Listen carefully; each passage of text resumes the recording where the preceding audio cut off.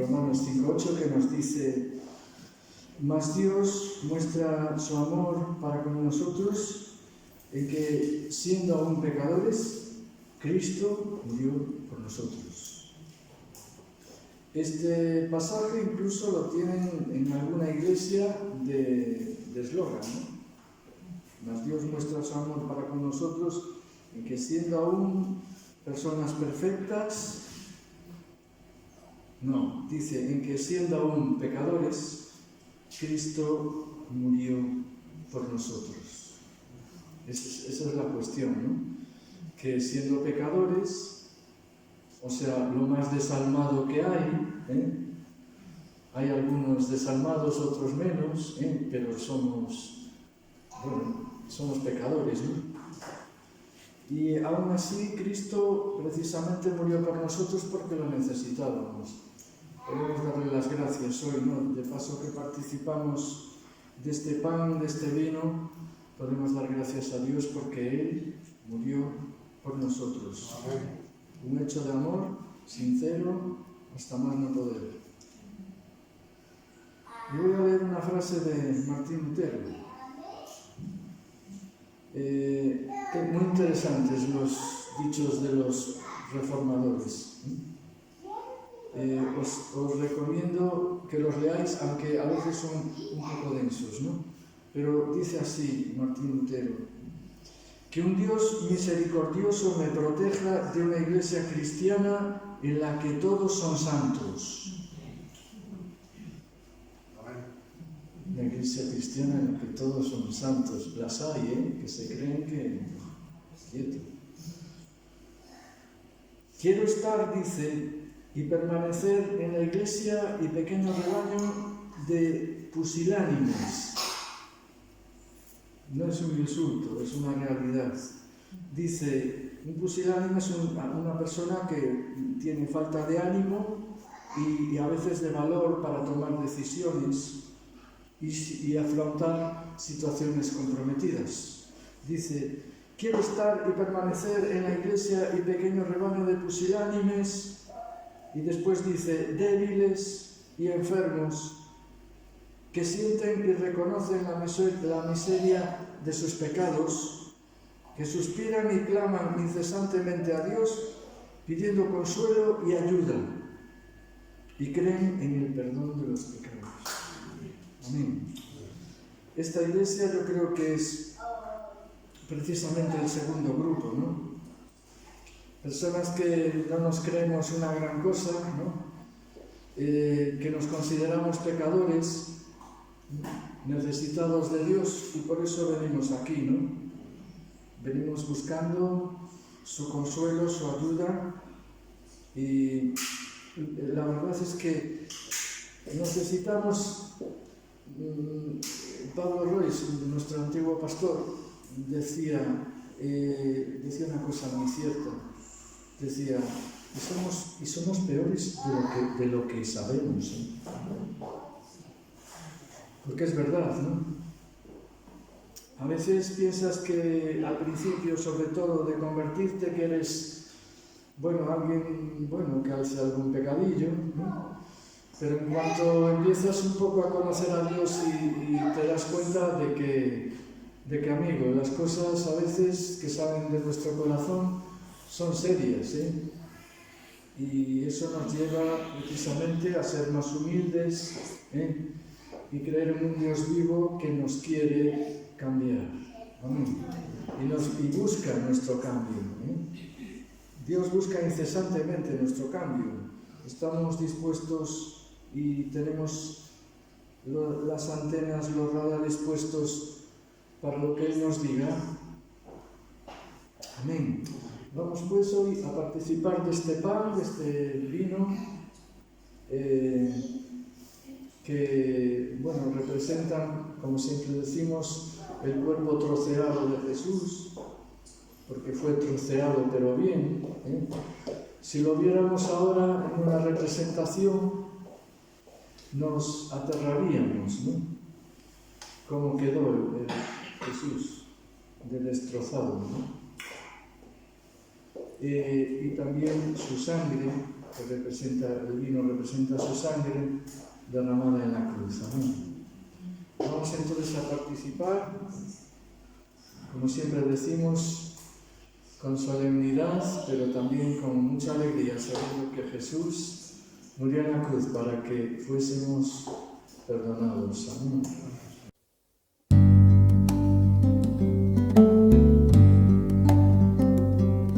Bueno, pues hemos tenido hoy la Santa Cena y hoy vamos a terminar ya, sí, que sí, con la Carta de Santiago. El otro día ya dimos la última curva y ahora nos queda llegar a la meta, ¿vale? Y por hacer un pequeño resumen de lo que hemos visto hasta ahora, podemos decir que de alguna manera Santiago nos hace un resumen de cómo debería ser nuestra vida cuando pertenecemos al reino de Dios, ¿vale? Es decir, establece un poco cuáles son esos parámetros de la cultura del reino de Dios. Un reino, de hecho, al que pertenecemos, si has aceptado a Jesús como tu Salvador, pero también del cual somos embajadores allí donde estamos, en nuestro lugar de misión. Y por hacer un pequeño resumen de todos los capítulos, hemos visto cuál tiene que ser nuestra actitud en las pruebas. Tenemos que ayudar a los desfavorecidos, tenemos que tratar de forma igualitaria a todos y no dependiendo de lo que aparentan, ¿no? Tenemos que tener una fe viva, ¿no? Una fe que actúa. Tenemos que tener cuidado con el uso de nuestra lengua, buscar la sabiduría de Dios. También ha dejado pautas sobre el trato entre nosotros, el no murmurar el uno contra el otro. Y los últimos dos temas que vimos fue incluir a Dios en nuestros planes y también nuestra relación con el dinero, ¿vale? Y ahora entramos en unos textos más amables que los últimos dos y me llama la atención el contraste que hay entre estas dos últimas cosas que hemos visto, o sea, cómo planificamos a veces sin tener en cuenta a Dios en nuestras vidas y cuál es nuestra actitud frente al dinero y cómo el dinero puede, bueno, es la raíz de todos los males, como dice la Biblia, y cómo puede hacer que nuestro corazón tenga deseos fuertes hacia Él y cómo también esos deseos, pues, conseguirlos puede hacer daño a otras personas y no importar, ¿no? Y lo vemos en el mundo ya, esto es así ya. Lo vemos en cómo la ropa que llevo puesta hoy está fabricada en un país en el cual ganan una miseria, por ejemplo, ¿no? Y multinacionales que ganan muchísimo dinero no mejoran las condiciones de sus trabajadores en el país donde se fabrica, ¿no? Y de estas dos últimas cosas que habla Santiago, que para mí son, cuando tenemos una perspectiva de vida un poco corta y más materialista y más en el ahora, nos invita a pensar estos últimos versículos en tener una visión o poner nuestros ojos en la eternidad. Y como os decía hoy por la mañana, pues hemos recordado con los símbolos el sacrificio de Jesús. Y ¿os acordáis qué decía Jesús cuando decía esto? Bueno, no es Jesús, en la Biblia dice, cuando tomamos estos símbolos, que estamos anunciando la muerte, ¿hasta cuándo? Hasta que Él venga, ¿no? Y es lo que va a hablar Santiago en estos últimos versículos. Va a hablarnos de la venida del Señor. Y nos va a hablar de muchas cosas sobre la venida del Señor. Y vamos a ver lo que dice ahora Santiago y vamos a ir desgranándolo un poquito para ver qué es lo que nos quiere invitar a hacer hoy, aquí, ¿vale? Y dice Santiago 5, del 7 al 20, voy a leerlo todo y luego ya iremos por partes. Dice, amados hermanos, en otras versiones dice, por tanto, tengan paciencia mientras esperan el regreso del Señor. Piensen en los agricultores que con paciencia esperan las lluvias en el otoño y la primavera. Con ansia esperan a que maduren los preciosos cultivos, y ustedes también deben ser pacientes. Anímense, porque la venida del Señor está cerca. Hermanos, no se quejen unos de otros, o serán juzgados. Pues miren, el juez ya está a la puerta. Amados hermanos, tomen como ejemplo de paciencia durante el sufrimiento a los profetas que hablaban en nombre del Señor. Honramos en gran manera a quienes resisten con firmeza el tiempo de dolor. Por ejemplo, han oído hablar de Job, un hombre de gran perseverancia. Pueden ver cómo al final el Señor fue bueno con él, porque el Señor está lleno de ternura y misericordia. Pero sobre todo, hermanos míos, nunca juren ni por el cielo, ni por la tierra, ni por ninguna otra cosa. Simplemente digan sí o no, para que no pequen y sean condenados. ¿Alguno de ustedes está pasando por dificultades? Que ore. ¿Alguno está feliz? Que cante alabanzas. ¿Alguno está enfermo? Que llame a los ancianos de la iglesia para que vengan y oren por él, y lo unjan con aceite en el nombre del Señor. Una oración ofrecida con fe sanará al enfermo, y el Señor hará que se recupere. Y si ha cometido pecados, serán perdonados. Confiésense los pecados unos a otros, y oren los unos por los otros, para que sean sanados. La oración ferviente de una persona justa tiene mucho poder y da resultados maravillosos. Elías era tan humano como cualquiera de nosotros. Sin embargo, cuando oró con fervor para que no cayera lluvia, no llovió durante 3 años y medio. Más tarde, cuando volvió a orar, el cielo envió lluvia y la tierra comenzó a dar cosechas. Mis amados hermanos, si alguno de ustedes se aparta de la verdad y otro lo hace volver, pueden estar seguros de que quien lo haga volver al pecador de su mal camino salvará a esa persona de la muerte y traerá como resultado el perdón de muchos pecados. Hasta aquí, bueno, no sigue la carta, así que no podemos seguir leyendo. Y vemos cómo Santiago nos dice que la venida del Señor está cerca y que tenemos que tener paciencia. ¿Vale? Y nos compara esta paciencia que tenemos que tener con la paciencia que tiene un labrador, un agricultor, cuando está trabajando la tierra. Ahora, no sé si habéis pensado en esto, ¿no? Pero, bueno, nosotros tenemos un patio, muy pequeño, por cierto, que tiene un trocito de tierra, en el que tenemos una palmera y ya, ese es el objetivo, tener una palmera y ya. Pero no bajes ahí por un mes. Ahora tenemos una palmera y unas hierbas alrededor, unas cosas naciendo que no sabemos quién las plantó, pero están ahí. Por lo tanto, un agricultor, cuando nos habla de la paciencia de un agricultor, no es una paciencia, una espera pasiva, es una paciencia, una espera activa, es decir, tenemos que estar trabajando y tenemos que estar trabajando la tierra. Yo hice un pequeño resumen pensando un poco en lo que hace un agricultor, pero quita las malas hierbas, cuando llega la lluvia temprana, prepara la tierra, la ara, la siembra, evita que esas semillas sean comidas por animales, por los pájaros o depredadores que les gustan las semillas.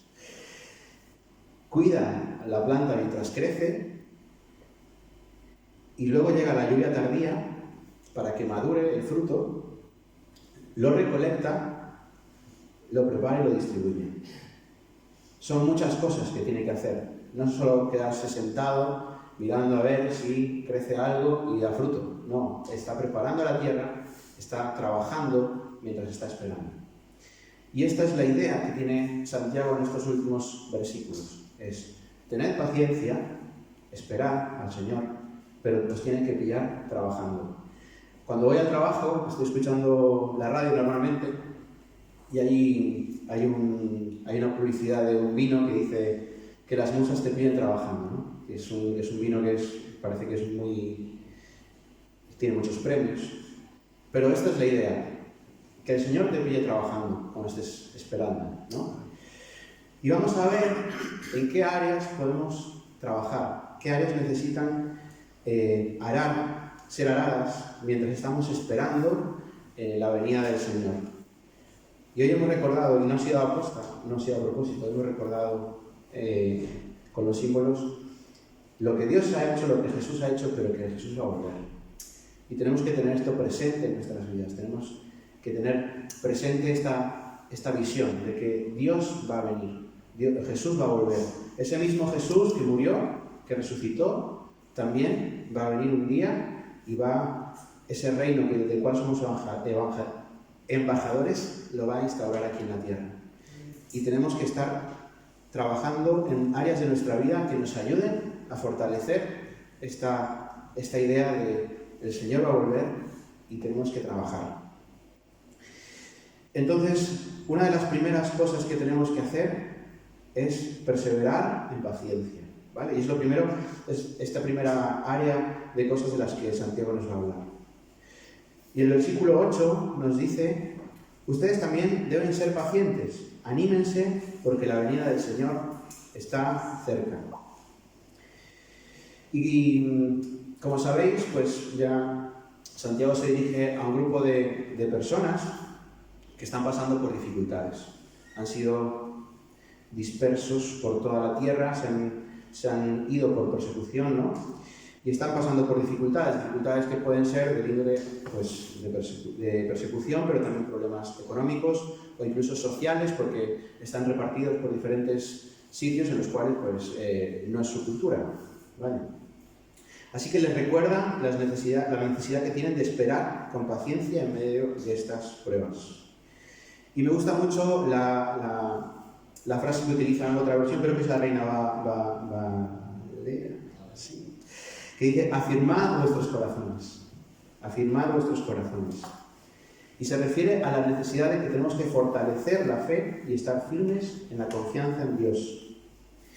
Y la palabra que utiliza de original es establecer o fortalecer nuestra fe. O sea, fortalecer nuestro ánimo, o nuestro corazón.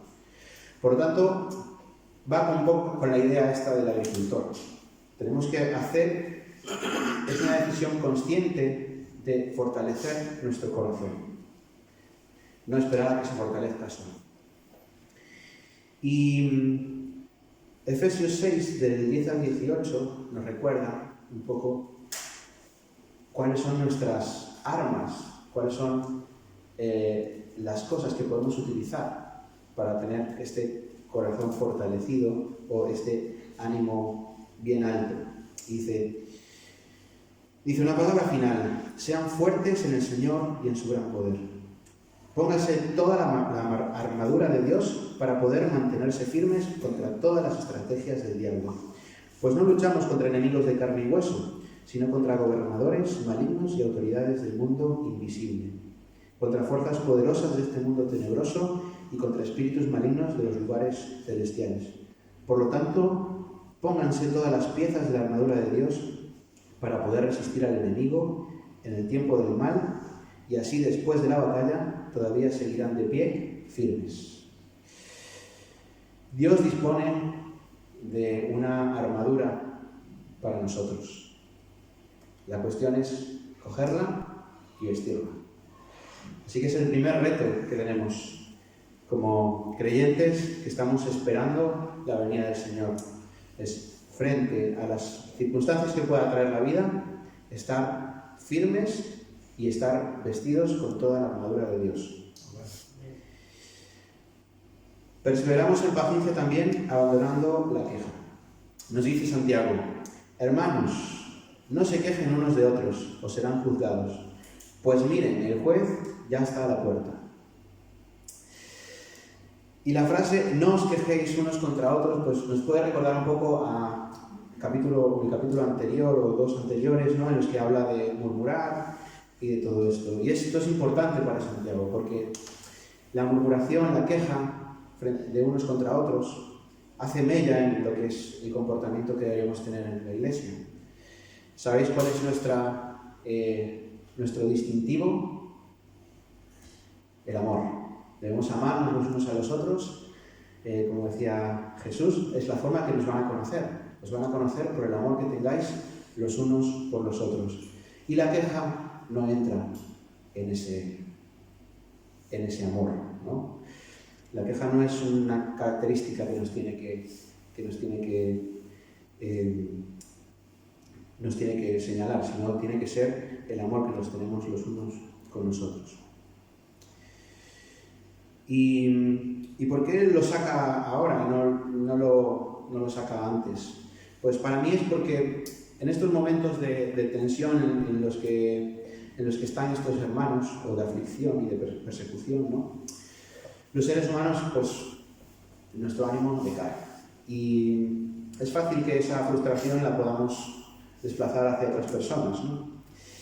Y lo que nos está queriendo decir Santiago es que no permitamos que las dificultades que nos rodean pues hagan mella en nuestra relación con los demás, sino que, como decíamos antes, pues descansemos en Dios y en que Él tiene el control.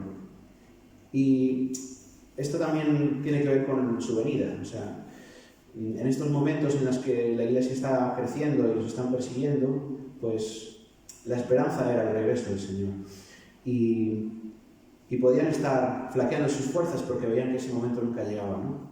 Pues Santiago nos recuerda que aunque nuestras fuerzas decaigan, no caigamos en la queja, pero también recordar que Dios y Jesús va a regresar y va a instaurar su reino. Por lo tanto, esto debe animarnos, ¿no? Y esto, el no quejarse de los demás, también es algo que vemos a lo largo del Nuevo Testamento. Y por poner dos ejemplos, es Efesios 4, 2 al 3, nos dicen que sean siempre humildes y amables, sean pacientes unos con otros y tolérense las faltas por amor. Hagan todo lo posible por mantenerse unidos en el Espíritu y enlazados mediante la paz. Y en Colosenses 3, del 12 al 14, dado que Dios los eligió para que sean su pueblo santo y amado por Él, ustedes tienen que vestirse de tierna compasión, bondad, humildad, gentileza y paciencia. Sean comprensivos con las faltas de los demás y perdonen a todo el que los ofenda. Recuerden que el Señor los perdonó a ustedes. Así que ustedes deben perdonar a otros. Sobre todo, vístanse de amor, lo cual nos une a todos en perfecta armonía. Y que la paz que viene de Cristo gobierne en sus corazones, pues como miembros de un mismo cuerpo, ustedes son llamados a vivir en paz y sean siempre agradecidos. Por lo tanto, vemos que esta exhortación, podríamos decir, la vemos en diferentes congregaciones a las que se les va escribiendo, ¿no? Por lo tanto, yo creo que es algo importante que tenemos que tener en cuenta. Tenemos que revestirnos o vestirnos de amor, que es como dice aquí, y lo cual nos une a todos en perfecta armonía. Y la pregunta que te lanzo es, el juez está a la puerta, como dice Santiago. ¿Cómo nos va a encontrar? ¿Nos va a encontrar con un espíritu de queja hacia los demás? ¿O nos va a encontrar fomentando el amor mutuo, soportando las cargas de los demás? Me encanta Colosenses cuando dice que tenemos que vestirnos de compasión, bondad, humildad, gentileza y paciencia. Vaya, hombre. Esto va por debajo de la armadura, ¿eh? No lo pongáis al revés. Y aquí da dos ejemplos de paciencia. Da el ejemplo de los profetas, que eran personas en las que Dios designaba para dar un mensaje a su pueblo, y no era una tarea fácil. Normalmente no eran cosas amables las que tenían que decir. Y eran personas que tenían su confianza puesta en el Señor y confiaban en lo que habían recibido de Él y no flaqueaban sus fuerzas. Y otro ejemplo que da también es Job. Job, que es un hombre de gran perseverancia. Y por hacer un resumen de la historia, pues realmente le pasan cosas muy malas, incluso también tiene una enfermedad, ¿no? Aparte de perder todo lo que tenía y a su familia también. Sin embargo, en su corazón decidió no echarle la culpa a Dios de eso, sino fortalecer su fe en Él, sabiendo que Él tiene el control. Y al final, pues nos dice Santiago, como resumen, que el Señor fue bueno con él, porque el Señor está lleno de ternura y misericordia. Por lo tanto, recuerda que el Señor está lleno de ternura y misericordia, ¿vale? Si es lo que necesitas recordar hoy.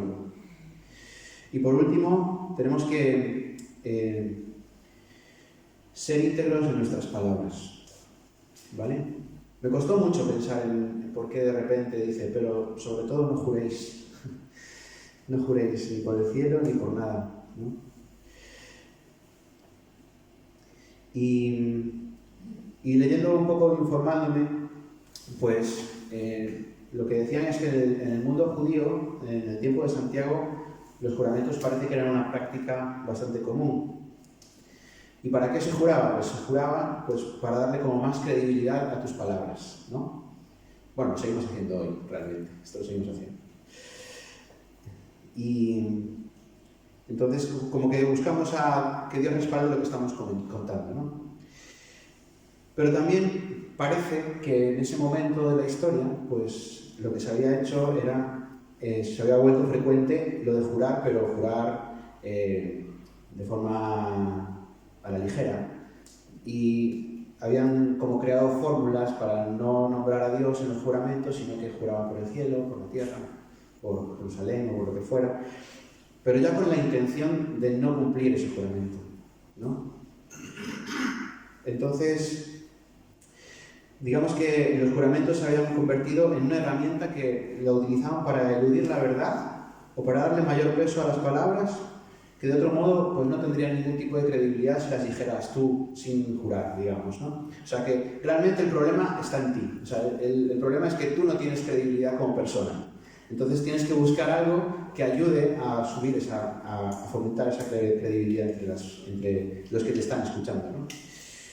Y Santiago, yo creo que se inspira en dos pasajes. Uno está en Levítico, en Levítico 19, el 11, dice, no robes.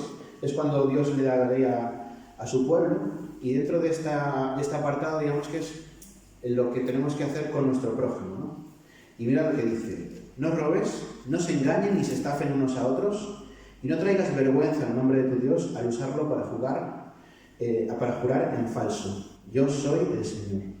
No defraudes ni robes a tu prójimo.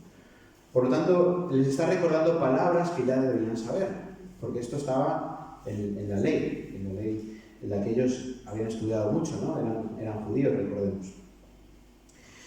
Y se parece también un poco este consejo de Santiago a las palabras de Jesús en el Sermón del Monte, que nos dice, también han oído que a nuestros antepasados se les dijo, no rompas tus juramentos, debes cumplir con los juramentos que le haces al Señor.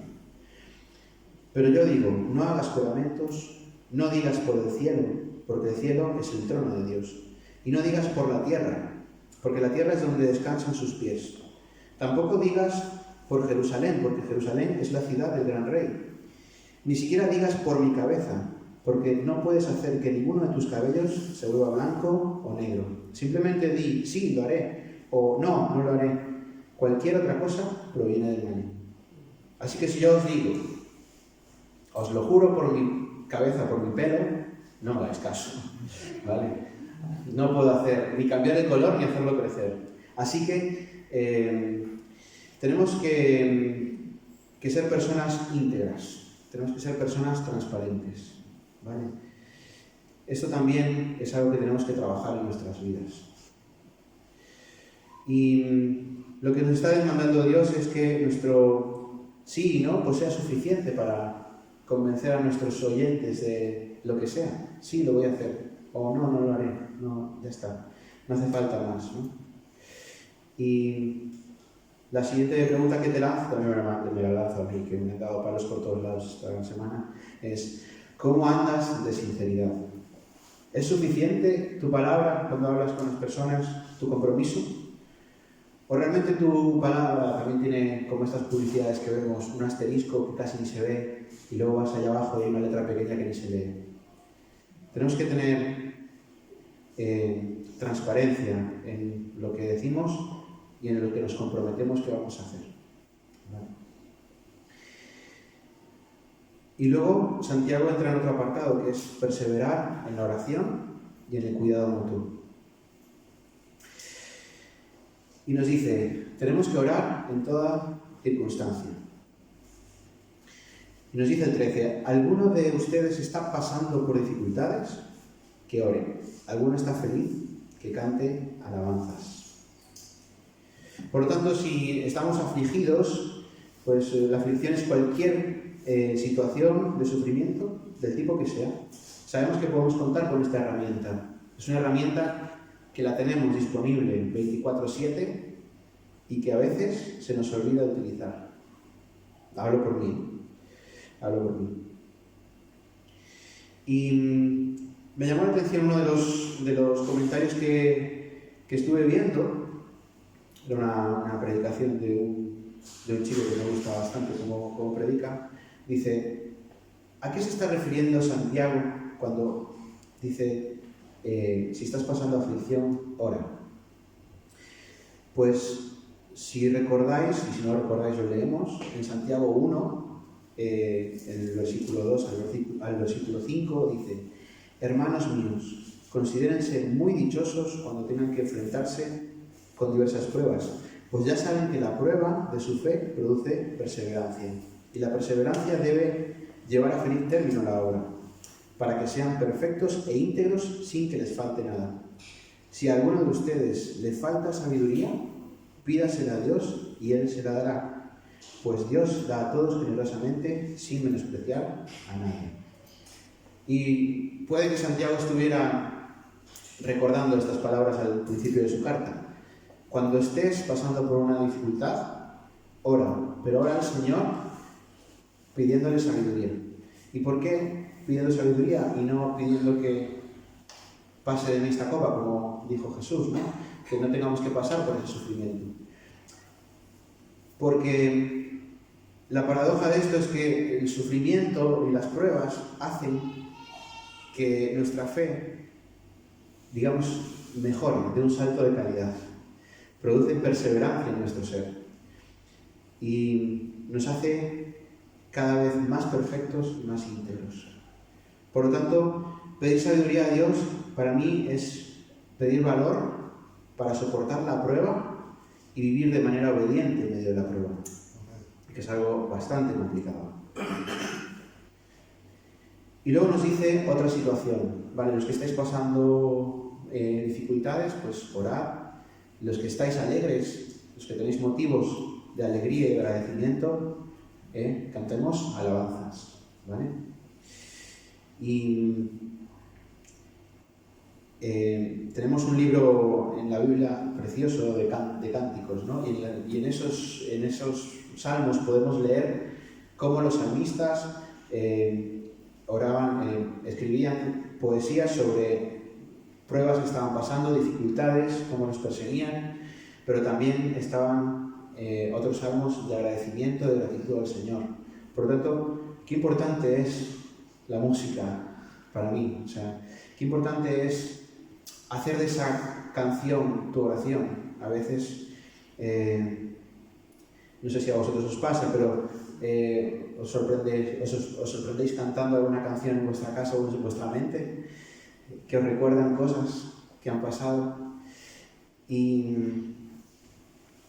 la verdad es que esto me toca más personal porque me gusta la música, pero qué importante es que tengamos disponible para nosotros pues estas canciones que nos ayudan a ser agradecidos, que nos ayudan a focalizar nuestras palabras, nuestras peticiones, ¿no? Con una canción, con una pequeña oración.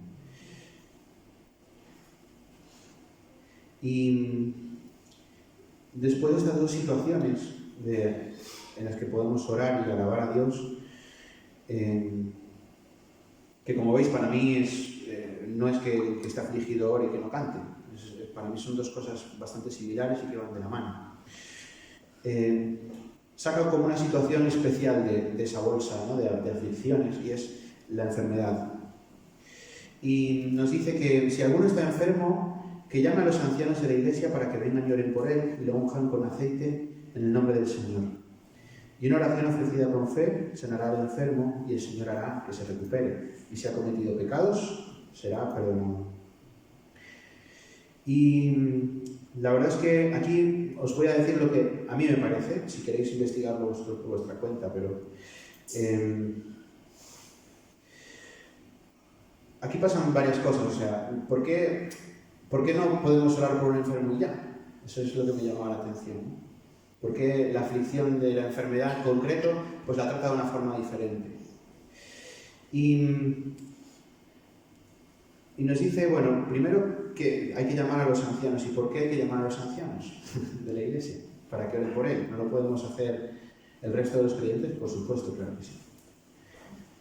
Pero para mí el motivo principal de esto es hacer partícipe a la Iglesia del sufrimiento de alguien. Y me inspiraba un poco lo de 1 Corintios 12:26, que dice: si una parte sufre del cuerpo, las demás partes sufren con ella. Y si a una parte se le da honra, todas las partes se alegran con ella. Por tanto, para mí, el llamar a los ancianos cuando una persona está enferma me aboca a esto, ¿no? A hacer partícipe a toda la congregación, por medio de los ancianos, del liderazgo de la Iglesia, al sufrimiento de la persona en sí. ¿Vale? Y luego dice que oren por él y que lo unjan con aceite. Y el aceite, digamos que tiene dos definiciones, digamos, que se utilizan en la Biblia. Es el aceite como algo medicinal, es decir, lo vemos en el buen samaritano cuando se encuentra el herido y le unge las heridas con aceite, pero también es la unción con aceite tiene un significado simbólico y espiritual, ¿vale? Es un significado de consagración y también del poder del Espíritu Santo. Por lo tanto, cuando dice que unjan con aceite es como consagrar a esa persona y consagrarlo a Dios y que la presencia del Espíritu Santo también entre en acción, ¿no? Y luego nos dice, la oración de fe salvará al enfermo. Por lo tanto, el aceite es algo simbólico, pero no es, digamos, lo importante. Lo importante es la oración de fe. Y me llamaba la atención esto de la oración de fe, y no la oración en sí. Y la oración de fe, yo creo que es como digamos, la dirección de esa oración. Es decir, a veces oramos por orar y estamos pensando, bueno, Señor, pues, no lo vas a hacer, pero yo oro por ti. Es que no, tenemos que tener la convicción de que Dios puede actuar de forma sobrenatural en la salud de alguien, ¿no?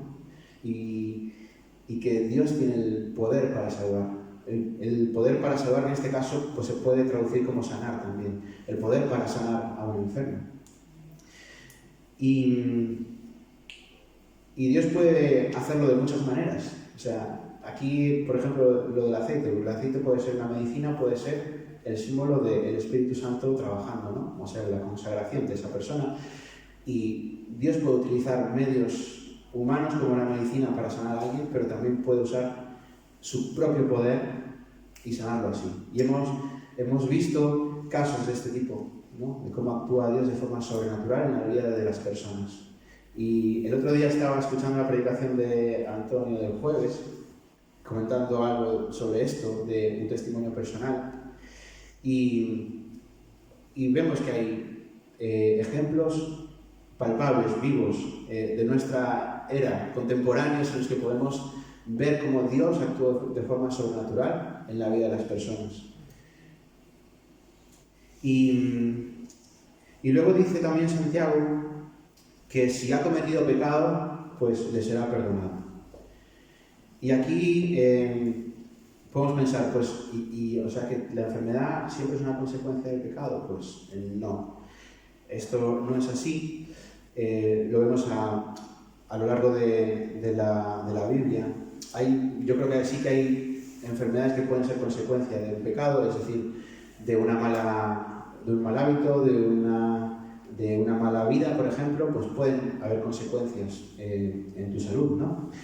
Pero hay veces que no es así. De hecho, yo creo que los judíos sí que pensaban que había una relación muy muy íntima con esto, ¿no? O sea, una persona que tenía una enfermedad, o por ejemplo cuando le preguntan a Jesús, ¿quién pecó al ciego al nacimiento? ¿Quién pecó, este o sus padres para que él fuera ciego? Y Jesús le dice, no, no pecaron ni él ni sus padres, esto es simplemente para que la gloria de Dios se manifieste en él. Por lo tanto, hay consecuencias de tus pecados que pueden ser una enfermedad, pero también hay enfermedades que vienen porque vienen, y es una oportunidad para que Dios se manifieste en ti. Y a lo que voy es, si ha cometido pecado, será perdonado. Y yo creo que es otra de las cosas por las cuales los ancianos de la Iglesia son llamados a orar por el enfermo, por si puede haber no solamente una enfermedad, sino una necesidad espiritual que posiblemente una persona, digamos, con menos experiencia, digamos, en las cosas de Dios, pues se le puede venir grande, ¿no? Por lo tanto, creo que es importante que el liderazgo de la Iglesia pues esté pendiente de estas situaciones, y esto es lo que quiere decir Santiago. Y luego ya llegamos a otro tema que también es un poco complejo, que es confesar nuestras ofensas los unos a los otros. Y el versículo 16 también introduce este elemento de confesión de pecados entre los creyentes. Pero no es con una intención sacramental como en la Iglesia Católica de confesarle al cura lo que has hecho mal. Para mí tiene que ver con dos cosas, ¿vale? Y os las voy a explicar. La primera es si te he ofendido a ti directamente. Es decir, si he cometido un pecado contra ti, confesarte y pedirte perdón y arreglar esa situación, ¿vale? La segunda para mí tiene que ver con tu lucha espiritual diaria. Antes Eduardo nos decía, ¿cómo era? Dios me protege en una iglesia llena de... Bueno, pero de perfecto, no era algo de perfectos, de santos. Sí, o sea, era, Dios me protege en una iglesia llena de personas santas que no hacen nada, que no cometen. Que Dios me libre. Sí. A veces actuamos así. A veces miramos por encima del hombro a gente porque creemos que somos perfectos, y creedme, todos tenemos nuestras luchas, todos tenemos nuestras debilidades y todos tenemos caídas en nuestra vida espiritual. Por lo tanto, para mí, confesarnos los pecados unos a otros es búscate a un compañero espiritual que te pueda ayudar a resolver esa situación con el Señor. Una persona que pueda orar por ti y que pueda estar pendiente de tu lucha con eso. Somos muy solitarios en nuestro andar con el Señor, me parece a mí. Y yo creo que aquí en Galicia somos bastante más solitarios que en otros lados, porque somos más cerrados en general, ¿no? No nos gusta expresar ni las cosas buenas ni las cosas malas que nos pasan, ¿no? Nos las quedamos para nosotros. Y yo creo que Santiago lo que quiere explicarnos es que la vida de comunidad de la Iglesia también va por esto, por ayudarnos y apoyarnos en nuestras luchas, por ayudarnos, orar por los unos por los otros en los momentos también de flaqueza espiritual. Son muchas cosas hoy. Y la pregunta que te lanzo con respecto a esto es: ¿te sientes solo en tus luchas espirituales? ¿Sientes que a veces no das? Pues para mí es importante que podamos abrir nuestro corazón y tener compañeros que nos ayuden en la lucha diaria de nuestras vidas. Y luego me gusta cómo acaba la carta de Santiago con los últimos dos versículos, que es: mis amados hermanos, si alguno de ustedes se aparta de la verdad y otro lo hace volver, pueden estar seguros de que quien haga volver al pecador de su mal camino salvará a esa persona de la muerte y traerá como resultado el perdón de muchos pecados. Y aquí nos hace responsables a todos. No sé si alguna vez te sentiste perdido. ¿Te ha pasado? A mí sí. Ahora ya menos en el coche porque tenemos el GPS, pero la última vez que nos perdimos fue con GPS. Estábamos en Portugal, fuimos a visitar, estaba mi hermana de vacaciones allí y fuimos a pasar el día con ellos. Estábamos en un pueblito, no me acuerdo, Schifel, pues era un pueblo. Y teníamos que ir hasta donde estaban durmiendo ellos, que era como un hotel rural en medio del monte. Pusimos la dirección, allá que vamos, y yo, qué raro, porque yo me fui para un lado y veo que ellos siguen recto por otro lado. Esto es haber puesto mal la dirección, que ellos llevaban 2 días ya viviendo allí y nosotros íbamos el primer mes. Y acabamos arriba de todo, en la cima del monte, casi entrando el coche en un cortafuegos. Y el GPS decía, es por aquí. Cambiamos de aplicación de GPS y el GPS ya nos llevó y tardamos un trayecto de 25 minutos, 50. Y a veces, a mí lo que me hace pensar en esto es que a veces nos perdemos y no nos damos cuenta de lo que nos estamos perdiendo.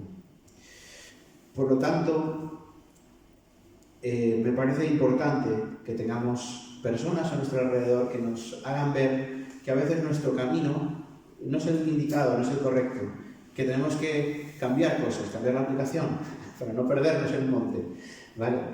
Y esto nos va a ahorrar muchos dolores de cabeza a nivel personal.